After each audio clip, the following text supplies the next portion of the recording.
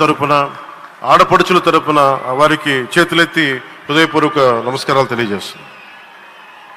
దివిసీమ తుఫాన్ వచ్చి అందరి ఆశలను తుడిచిపెట్టేసినట్టు గత ప్రభుత్వం రాష్ట్రం మరియు అమరావతి భవిష్యత్తుని తుడిచిపెట్టేసింది.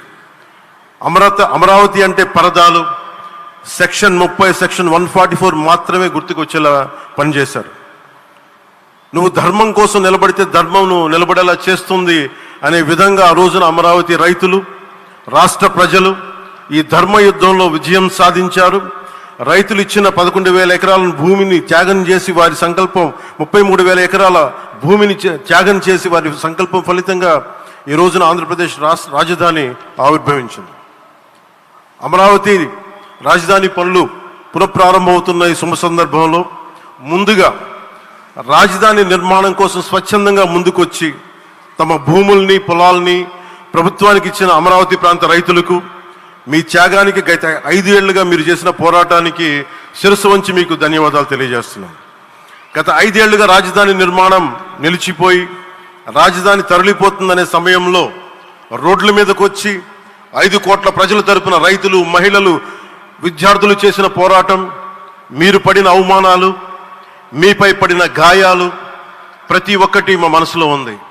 ఆ రోజున దివ్యాంగులను కూడా లాఠీ దెబ్బలు నా గుండెలు ఇంకా సజీవంగా ఉన్నాయి. ఆ బాధ మేము మర్చిపోలేదు, ఎవరిని మర్చిపోనివ్వలేదు. అందుకని దానికి సజీవ సాక్షి ఈ రోజున తిరిగి పునఃప్రారంభానికి గౌరవ ప్రధానమంత్రి గారు రాక, ఆ రోజున మహిళలు, విద్యార్థులు చేసిన పోరాటం, మీరు పడిన అవమానాలు, మీపై పడ్డ గాయాలు ప్రతి ఒక్కటి మనసులో ఉంది.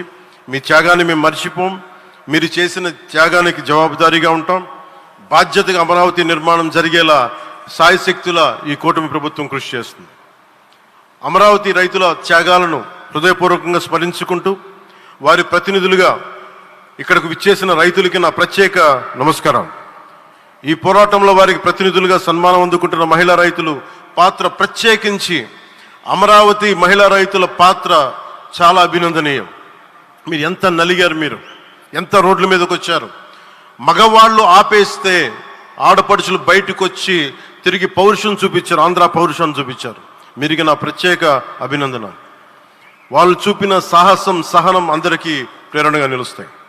వేదిక మీద ఉన్న నా మంత్రివర్గ సహచరులకి, గౌరవ ప్రధానమంత్రి శ్రీ నరేంద్ర మోదీ గారికి, విజనరీ అయిన గౌరవ ముఖ్యమంత్రి శ్రీ నారా చంద్రబాబు నాయుడు గారికి, సోదరులు లోకేష్ గారికి, గవర్నర్ గారికి ప్రత్యేకించి నా హృదయపూర్వక నమస్కారాలు, ధన్యవాదాలు తెలియజేస్తున్నాను. అలాగే ఇతర సహచరులకు, సభకు హాజరైన వారికి, రాష్ట్ర ప్రజలకు కూడా నమస్కారాలు తెలియజేస్తున్నాను.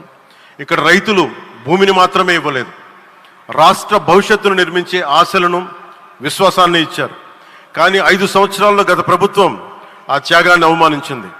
3 రాజధానులు అస్తవ్యస్త విధానంతో ప్రజల విఘ్నతని, అమరావతిని అగౌరవపరిచింది. ఈరోజు ఈ వేదిక నుండి మేమందరం మీకు హామీ ఇస్తున్నాం, అమరావతి మళ్ళీ ఒక ప్రపంచ స్థాయి సర్వశ్రేష్ఠ రాజధానిగా ఆవిర్భవిస్తుంది. అమరావతి ఒక ఆర్కిటెక్చరల్ జోన్, ఒక కాంక్రీట్ జంగిల్గా మిగిలిపోకుండా జవాబుదారీతనం, న్యాయం, ప్రజాస్వామ్యానికి ప్రతీకగా నిలవాలని ఆకాంక్షిస్తున్నాను.